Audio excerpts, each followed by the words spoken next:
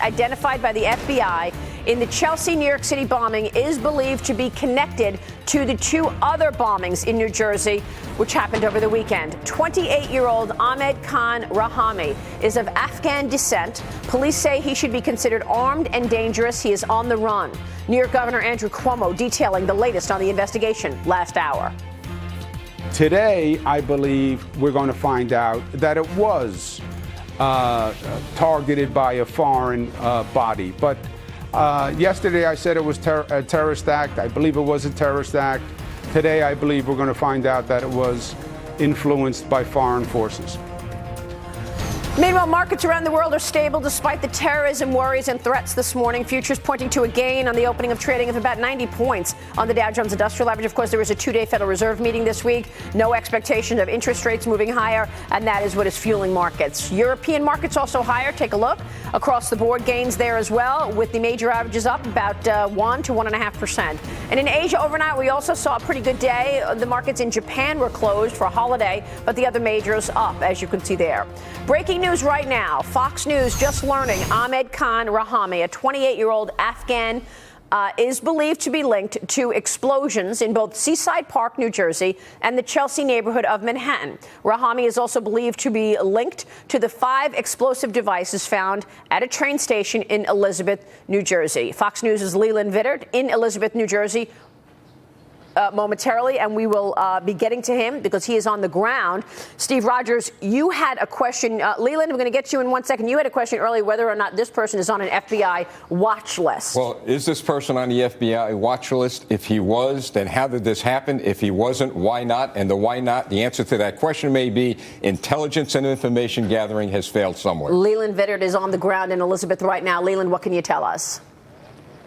Maria, good morning. The mayor of Elizabeth, New Jersey, now linking all of those investigations, the explosion down in New Jersey, south of here, about an hour, the explosion to the train station, and then that explosion in Chelsea that injured about 30 people, to the address behind me. And there's a fried chicken joint with an apartment above it. First American Fried Chicken there. And all morning, the FBI, the ATF, and New Jersey State Police have been in and out of not only the apartment above, but also this fried chicken joint. Residents say that Ahmed Rahami was possibly living upstairs. They recognize him from the neighborhood here.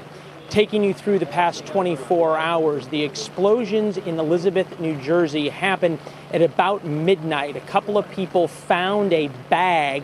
Inside, they noticed pipes and wires and those kinds of things, called police. The police came, and then they, in the process of trying to get a bomb robot to disable the devices, set one of them off. The mayor's saying, though, that the devices in Elizabeth, New Jersey were different because they didn't have electronics on them, possibly suggesting that somebody ditched the 5 pipe bombs in Elizabeth, New Jersey before trying to get out of town.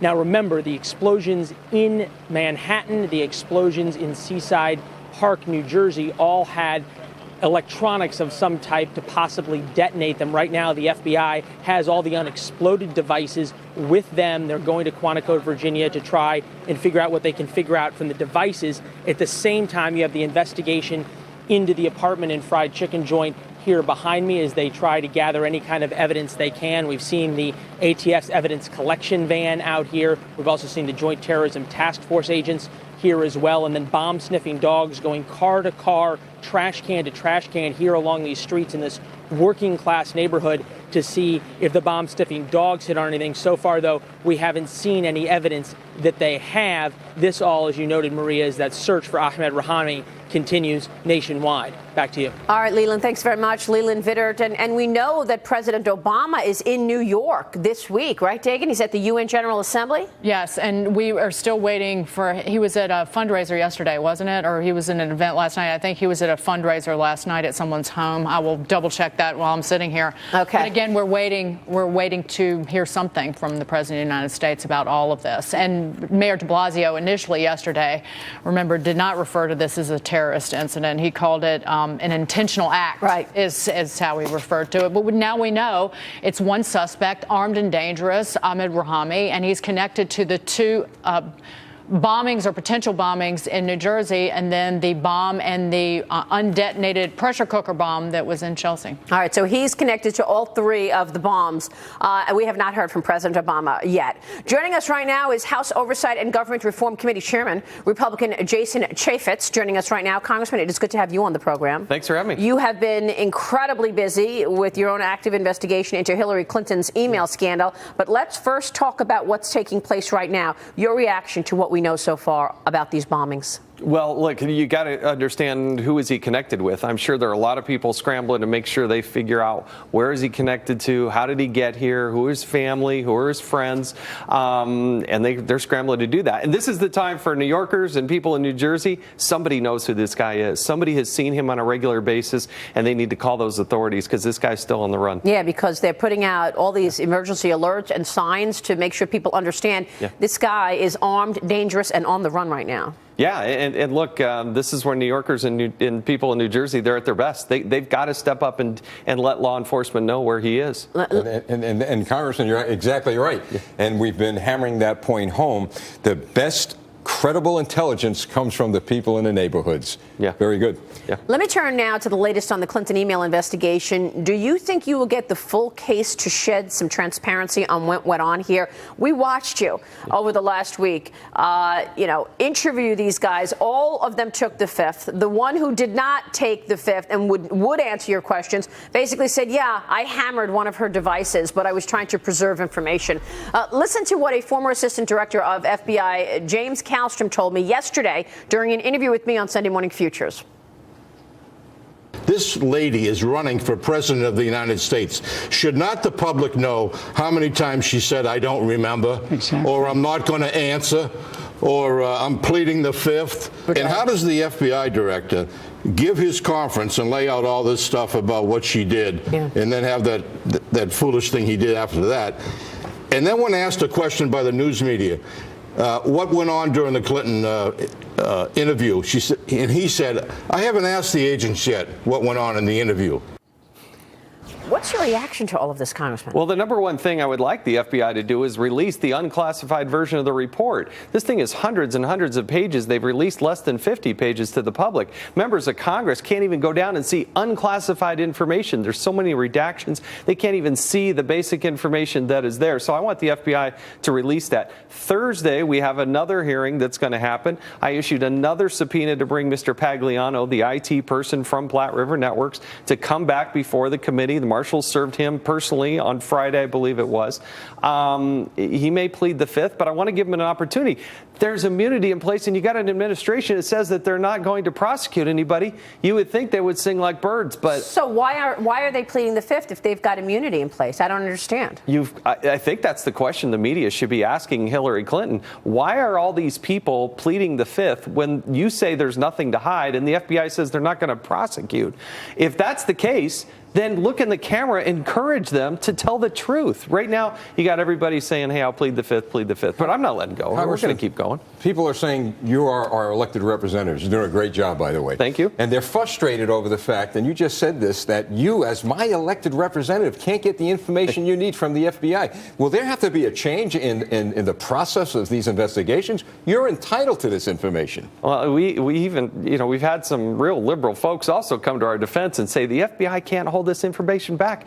It's unclassified information. They want to allow Congress to see it. That's the bottom line. I think we will, but it's taking too much time. They should be more forthcoming with it. But what about that? I mean, are you powerless? I mean, explain to the American people who believe in the structure of our government that you are trying to get to the bottom of a situation to understand if there was real conflict and pay to play going on. I mean, you could really understand that if you read these emails that no doubt talk about the Clinton Foundation while she was Secretary of State. This committee, Oversight and Government Reform, was founded in 1814. We as a nation, we are self-critical. There is a check and balance, and that we are the tip of the spear on that check and balance. So of course, the system breaks down when you have the executive branch say, no, nothing here, you don't need to look at this.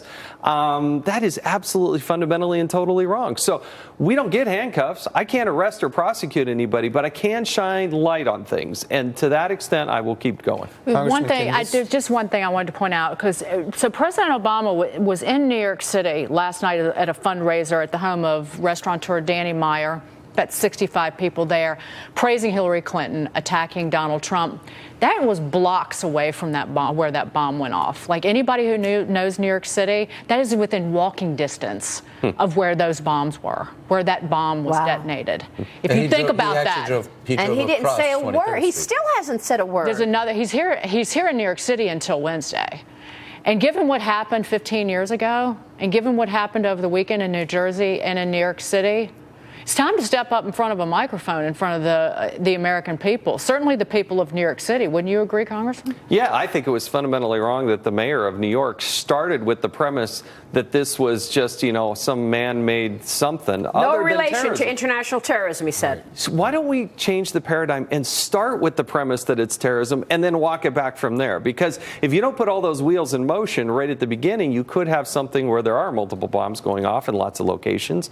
I got great faith in law enforcement. I think they'll work cohesively, and I'm glad to see that we're waking up this morning. We got to go find this person that's out there. You got to give them credit for moving very fast. The FBI has done a great job. Everybody's giving law enforcement an incredible amount of credit. Yeah. The FBI did a great job. Law enforcement's doing a great job.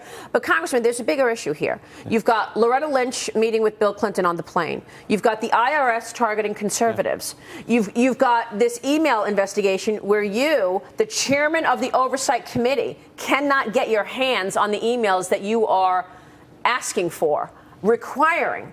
These are federal records. We talk about them as Hillary Clinton's emails. I don't want to see the yoga stuff. Believe me, I don't want to see that. But these are federal records. It is potentially one of the largest breaches of security in the history of the State Department. Sensitive information that if we're out in the public would get people killed. Of course we're going to go out and investigate it. But for the FBI and for the Department of Justice to deny members of Congress of seeing it, to not release to the public on a closed case unclassified information, none of that happens. What has happened to this country? Exactly. It happened in part with the IRS. There were destroyed documents. There were things that were under subpoena, and they were destroyed. If any one of you or anybody at home was issued a subpoena, is that an optional activity in this country? No, it's not. You're afraid you're going to go to jail. And you should go to jail if you destroy things. To Maria's point, look, this is a national security issue. Are you powerless? It seems like you're powerless. I know you do it. What can you do? Does this lead to impeachment proceedings if she's elected president? No, I don't want to go use that word and go down that path. I just want to expose the facts wherever they may lay. But one of the things we did expose and did get out there is this email between Platte River Networks where they were saying there's some shady, and there was an expletive in there. Stuff. We're covering up some shady stuff in that email. Shady, yeah. And so they wanted to correct the record and put into the record what they were being told by Team Clinton. And that's we got to get to the bottom of that. Why don't you want to use the impeachment? Not yet. We will be watching Thursday. We will be watching Congressman Thursday. You've got a big hearing once again. Thursday morning, 10 a.m. Pagliano's coming in. We'll watch.